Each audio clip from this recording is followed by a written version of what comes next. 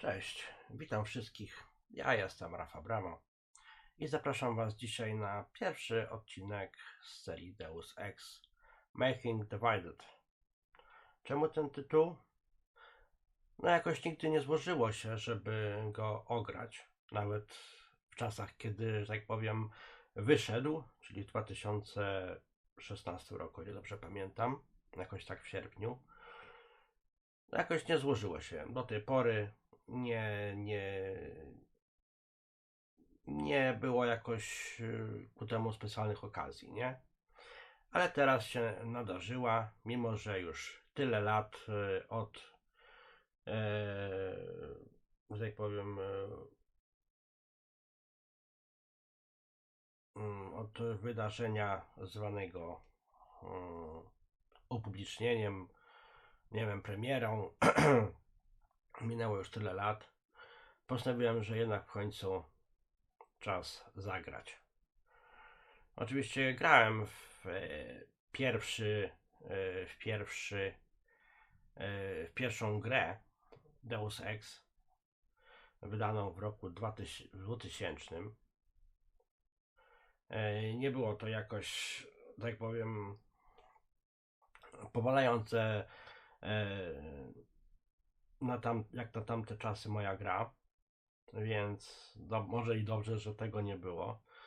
Nie nagrywałem, zresztą jak wiecie, nagrywam tak na dobre to od roku, mimo że kanał mam dłużej. No i co? Zaczynamy, co? Nie przedłużając tego tematu, nie przedłużając wstępu, lecimy. Zaczniemy od historii. Ja tutaj troszkę sobie pograłem, żeby nie było. Zobacz, jak będzie mi się grać. Ale zaczniemy od początku. Co opowieści? To jest gra przede wszystkim to fabuła i doświadczenie płynące z jej poznawania, a nie wyzwania i możliwość konkurowania z innymi. Poznaj radość płynącą z kontaktu ze światem Deus Ex. Chęć wyzwania. Ciesz się ciekawą fabułą i rozsądnym poziomem wyzwania. Do tego trybu gra została zaprojektowana. Deus Ex, silniejsi wrogowie i trudniejsze sytuacje będą stanowić wyzwanie i zapewnią niemały zastrzyk adrenaliny. Jesteś jednością z maszyną. No i czwarty, najtrudniejszy chyba, tego nigdy nie chciałem, jest nieaktywny. Po prostu trzeba pewnie któryś z tych trybów, albo średni, albo ten wyższy przejść, żeby się aktywniło najwyższe. Ale chcę wyzwania. Chcę na pewno rozpocząć tą grę. Automatycznie zapisane strony gry zostaną zastąpione. Postęp, tak. Będziemy razem to ogrywać, będziemy razem przechodzić, będziemy razem przeżywać i będziemy razem umierać. I będziemy razem się ulepszać. Film podsumowujący Deus Ex Human Revolution. Możesz traktować Deus Ex Makind Divided jako odrębną, samodzielną grę. Możesz również doświadczyć wydarzeń z Deus Ex Human Revolution, które miały miejsce 2 lata wcześniej, oglądając 12-minutowy film podsumowujący.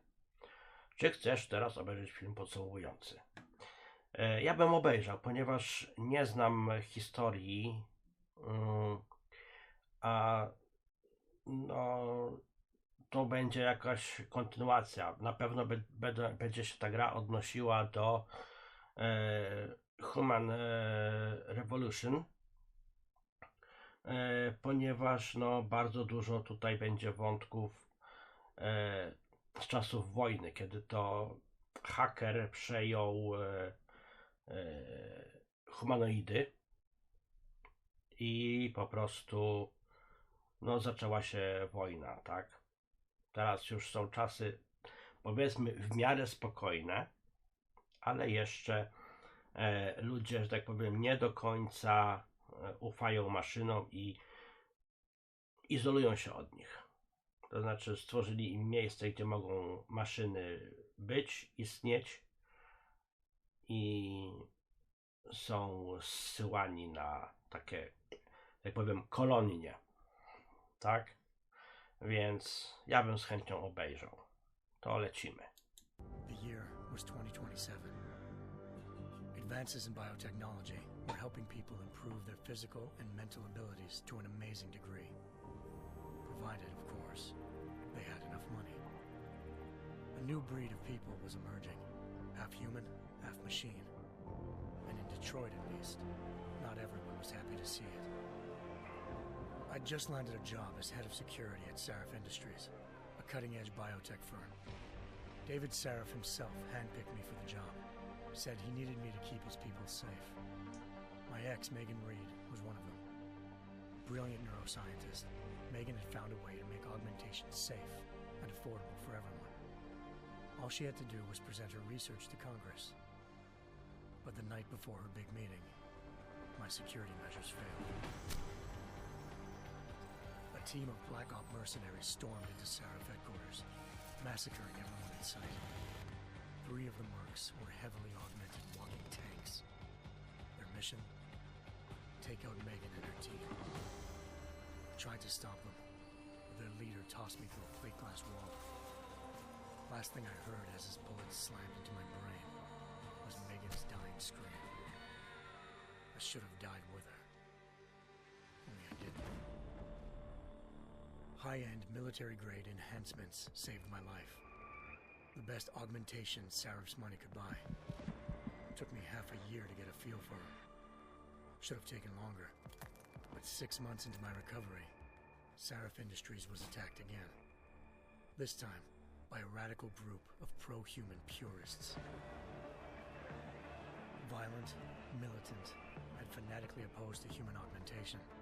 They claimed to be members of Humanity Front, a non-profit organization that wanted the UN to limit biotechnology research. The thugs broke into Sarif's factory and found machinists working overtime on a top-secret military augment called the Typhoon.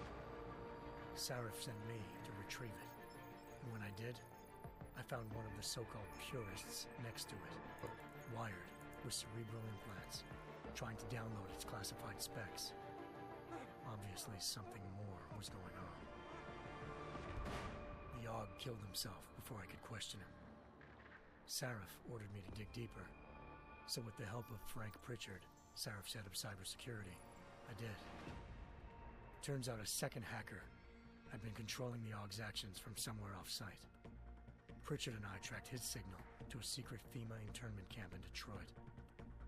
The Black Op mercenaries were there. The same mercs who'd left me for dead 6 months before.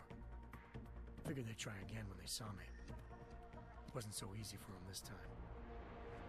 I took out the tank named Barrett, even got him to give me a new lead. A penthouse apartment in China. Of course, we both knew it would be a trap in the end.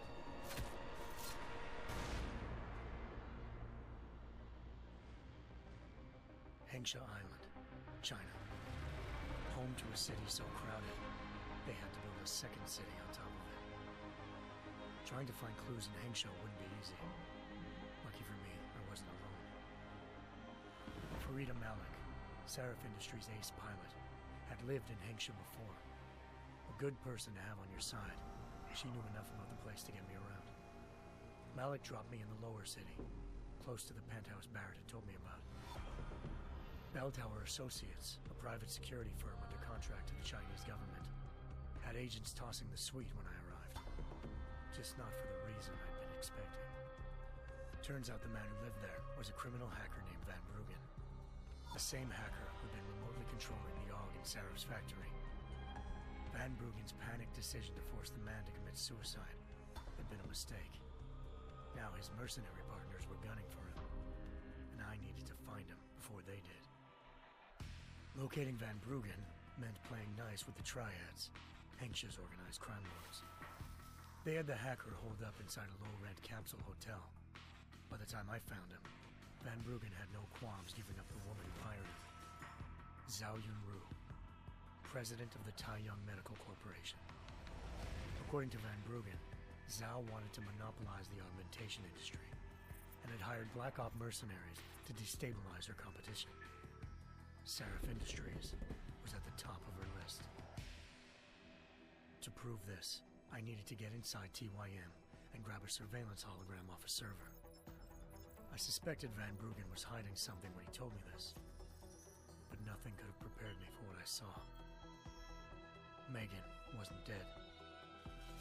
She and her 4 best researchers had been kidnapped, spirited away somewhere while their kidnappers made it look like they were dead. Desperate to learn more, I confronted Zhao in her penthouse. She claimed to be a pawn in a bigger plan, and hinted at a group so powerful it controlled global interests at a whim. Then she slipped into a panic room and hit the alarm, forcing me to make a very quick exit. I figured Zhao was lying, but part of her confession made sense. David Sarif had been worried about his people. So worried, he'd required all of them to have subdermal locator devices surgically implanted. The GPLs would have been broadcasting the day of the attack. But Zhao said a single call to Picus, the world's leader in global 24-hour satellite news, and turn those signals off. I needed to fly to Picus headquarters in Montreal if I wanted to learn more.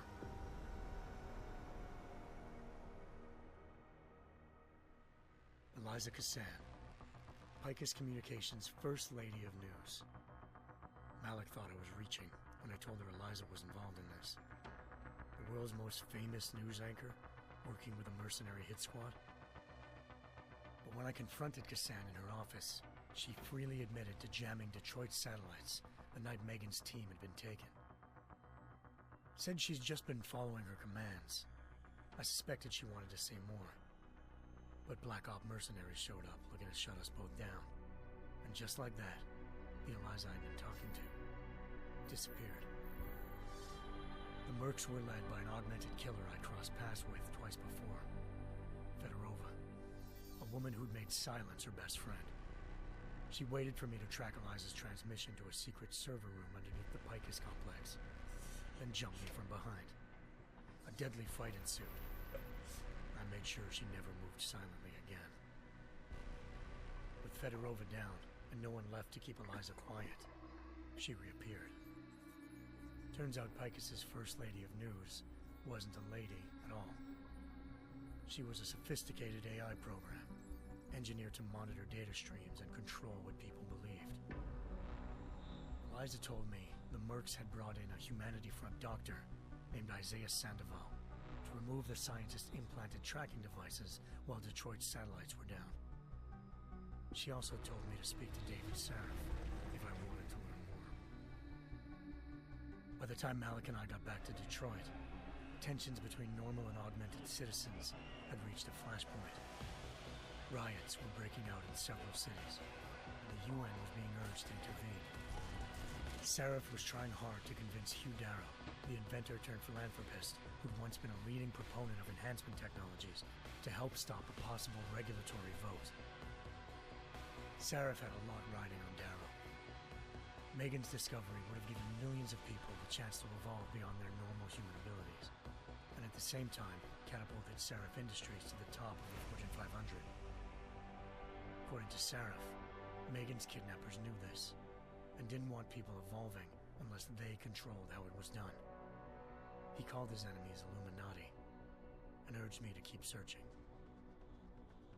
Determined to do so, I tracked down Sandoval via America's most outspoken augmentation opponent, Bill Taggart, Sandoval's boss and founder of Humanity Front. Sandoval admitted to operating on Megan's team when I confronted him, but said he hadn't removed their GPLs. He'd merely switched them to a different frequency. Pritchard was able to trace one of the signals to China. Malik and I immediately took off in pursuit. Unfortunately, the Illuminati were one step ahead.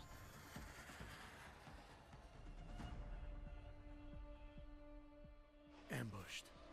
Shot out of the sky by Bell Tower Associates, seconds after entering Hengsha's airspace. Malik's piloting skills saved me. After a tense and bitter struggle, I escaped into Lower Hengsha. The tracking signal I was following led straight to the Triads, or more specifically, to the augmented arm of Tong Si-hung, leader of a gang of augmentation harvesters. Tong said they'd taken the arm off a corpse, which Bell Tower had left at their door, meaning at least one of Serif's scientists was dead. Maybe not the rest of them, though. Tong pointed me to a port used for human trafficking and helped me slip aboard a bell tower ship. It was sailing to Rifleman Bank Station, a military base in the South China Sea. Bell Tower was holding kidnapped civilians as prisoners there, and using them to perfect the Chiron Project, a human-computer interface that left most of its test subjects dead. My search for Megan would have ended then, if not for a mysterious ally named Quinn. In exchange for my help exposing Bell Tower, he slipped me aboard a second ship headed to Singapore, and an Illuminati-run biotech facility called Omega Ranch. 3 of Serif's scientists were there, forced by their captors to create a technology capable of remotely shutting down augmented abilities. Thanks to an emergency recall notice issued by the World Health Organization, millions of people all over the world already had the biochip installed.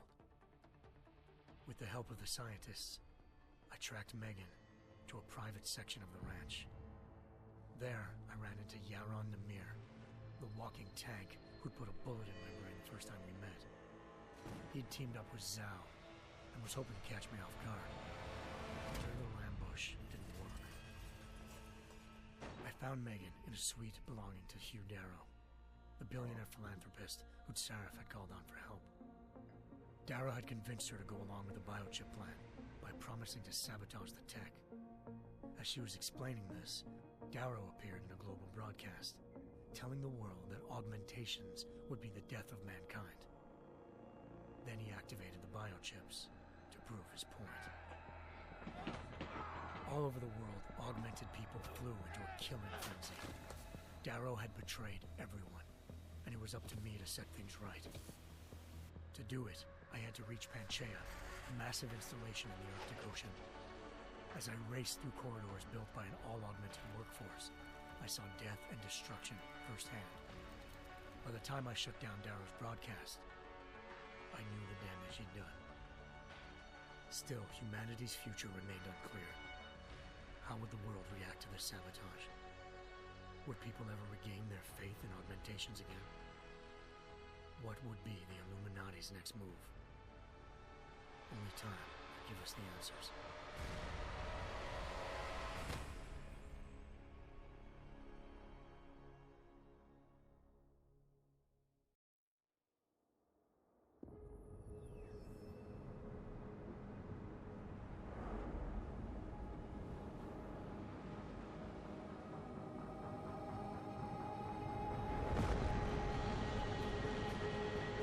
I once thought I could save the world.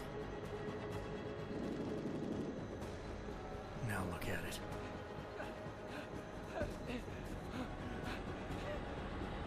In yet another augmented terror attack, 251 passengers aboard Sister Airlines Flight 451 were killed when an augmented passenger broke into the plane's cockpit and ruthlessly butchered its flight crew.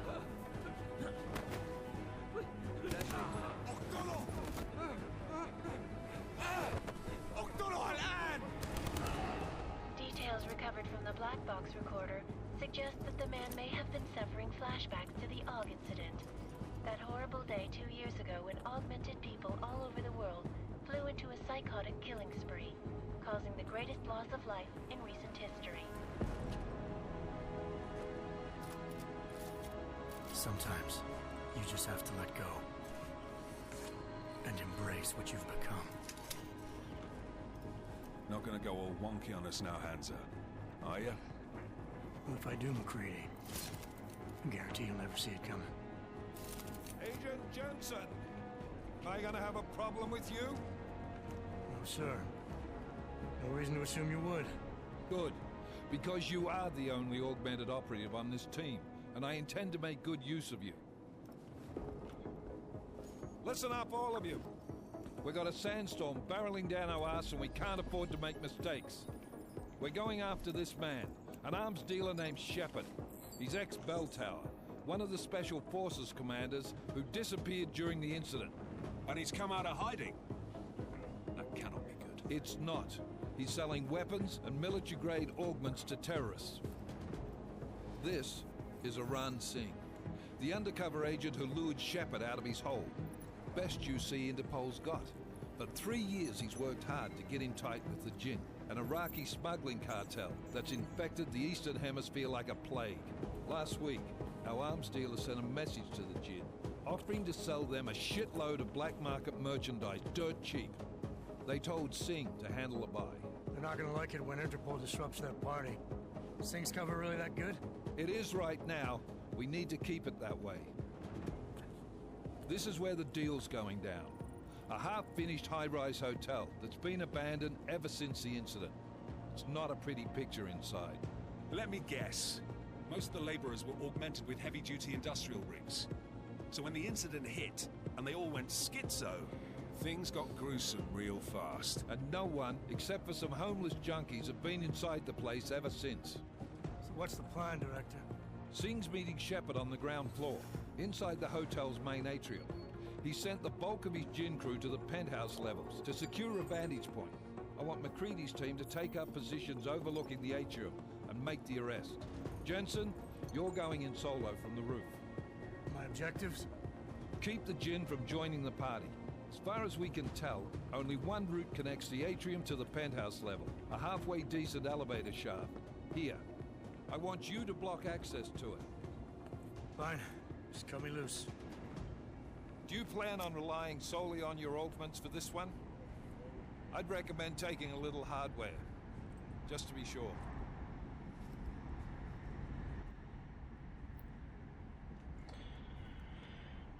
Dajmy ogłuszającą czy śmiercionośną, jak sądzicie?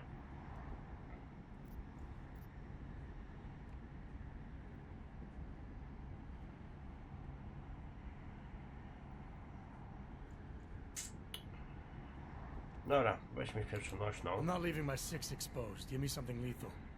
Your call, but Singh's undercover in all this. So watch your fucking sights. What about range? There's lots of wide spaces and high ceilings in there, but a number of tight and constrained rooms too. So it's a crapshoot, really.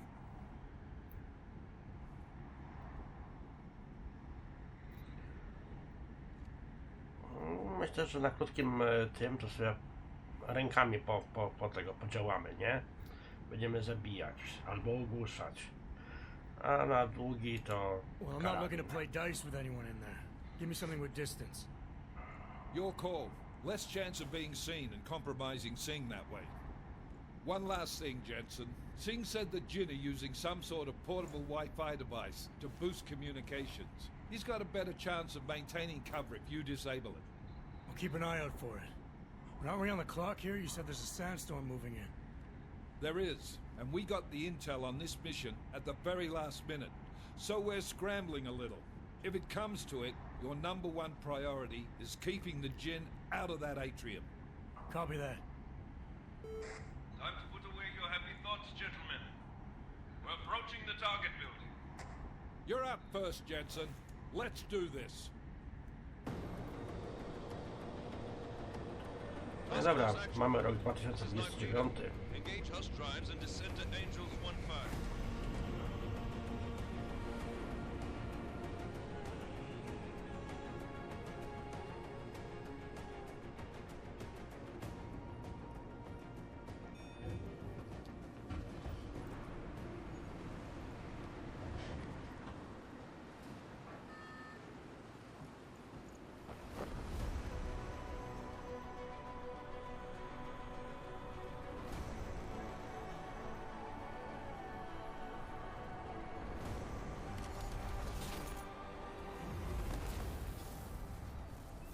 O, super. Tutaj ktoś leży.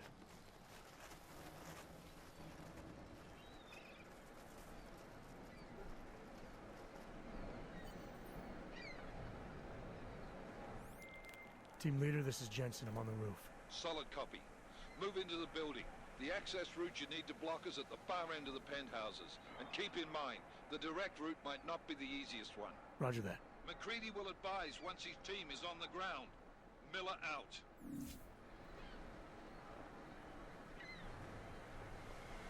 No dobra, mieliśmy wprowadzenie z poprzedniej części gry. Teraz też mieliśmy poruszony wątek wszczepów, czyli humanoidalnych rąk, nóg. To się już dzieje, że tak powiem. Są sztuczne nogi, sztuczne ręce, nawet podłączają się do mózgu i przywracają wzrok, słuch. Na razie oczywiście nie jest to jeszcze tak zaawansowane jak w samochodach, bo są humanoidalne samochody, może nie humanoidalne, ale autonomiczne samochody, gdzie no już hakerzy zaczęli je przejmować, więc czy to się sprawdzi, czy będzie tak samo z samochodami, jak z samochodami? Na tą chwilę nic nie wiemy. Na razie to jest jeszcze że jak powiem, za mało rozpowszechniona technologia i myślę, że za mało jest, jeśli chodzi o autonomiczność. Jensen, we're moving through. Oh, fuck! What's wrong? The Gen have got a few Jennies up and running. Gonna have to hack keypads. You should enjoy it, McCready. They have colors and shapes. Just remember, red means bad. Fuck you. No właśnie. już nasi koledzy dotarli, tak? Więc my też się musimy pośpieszyć, ale to już w następnym odcinku. W tym to wszystko. Dziękuję za uwagę. Jak się podobało? No w sumie nie za wiele tutaj pokazałem, bo tylko taki wstęp był w większości filmowy z poprzedniej części gry, ale mam nadzieję, że się podobało. Jak tak, łapka w górę, subik, strefa komentarzy oczywiście należy do Was. Ja zapraszam na kolejne moje produkcje, a tymczasem trzymajcie się, do zobaczenia, hej!